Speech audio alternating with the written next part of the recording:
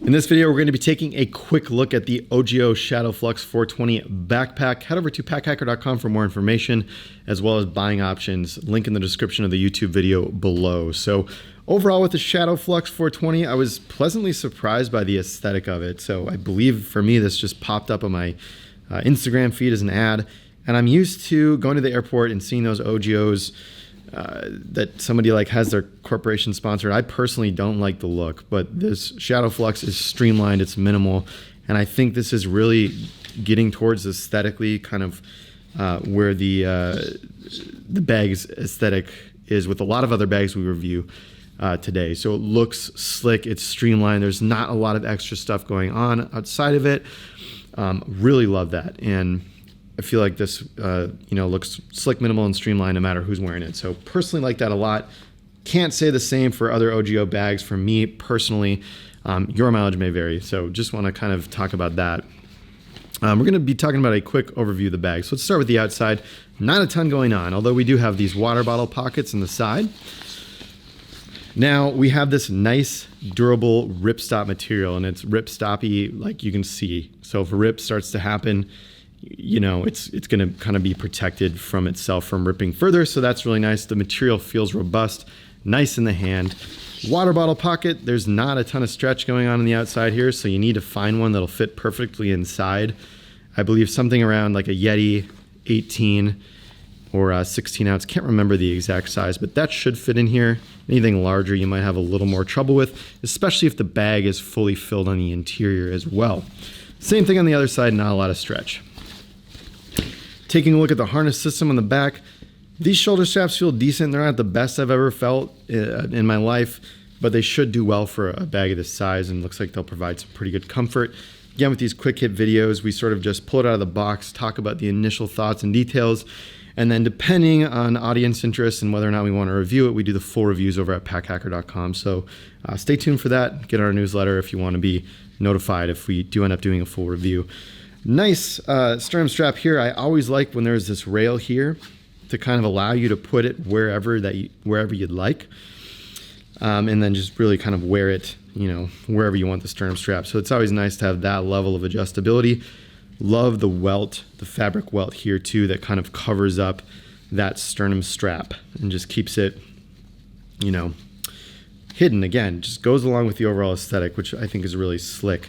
Then you have a back panel here. There's some mesh going on. You got an air channel in the middle. Back sweatiness is always unavoidable, but definitely helps with this going on. Foam here feels decently dense. Not quite as spongy as other foam I've seen, but definitely feels like good quality. Got the Ogio logo here. Grab handle here on the back. Kind of wish that was a little anchored in an angled way or more straight up, so when you hold it, it doesn't tilt back so far. So you can see when you're grabbing it, it kind of gets a tilt back, and when it's full, that's going to be really pronounced.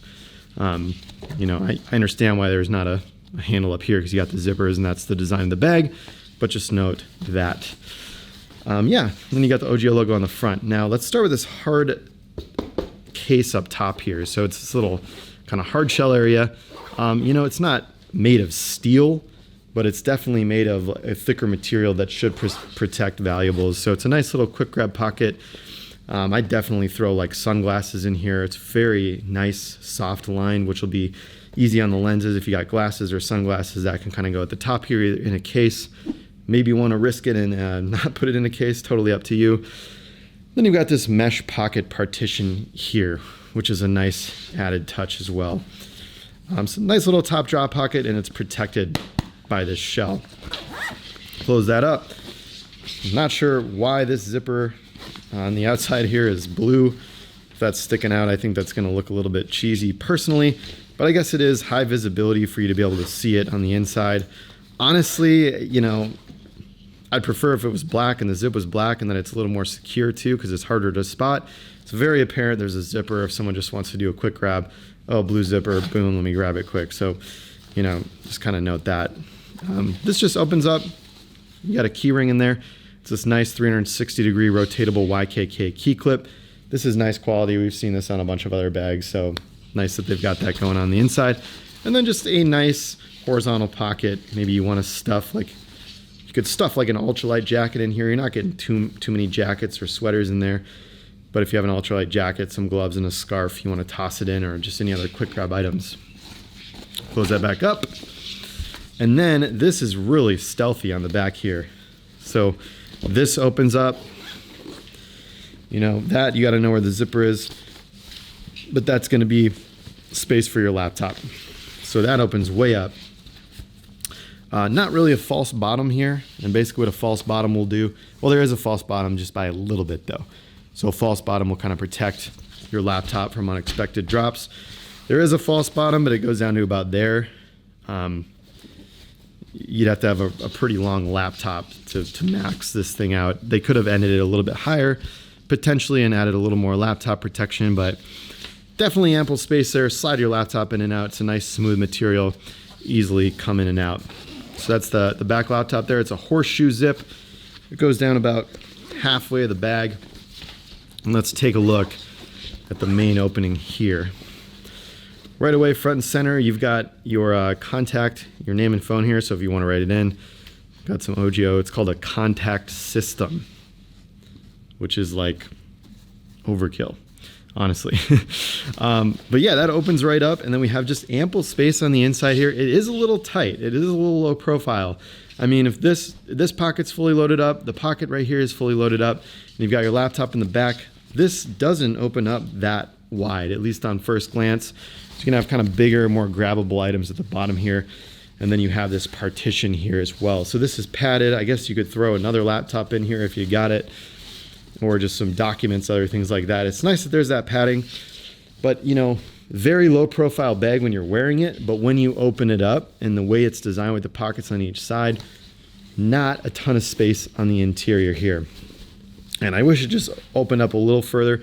We don't need a full clamshell opening. You know, it doesn't need to go fully open on a bag of this size. However, it is just a little bit tight. So just know that, especially if this pocket here and, you know, all the pockets are fully filled up. So there you have it, our quick look at the Ogio Flux 420 backpack. Make sure to leave a comment below with what you think of this bag, and make sure to check out Pack Hacker, our main YouTube channel, for full detailed reviews. That's it for this quick hit video. We'll see you in the next one.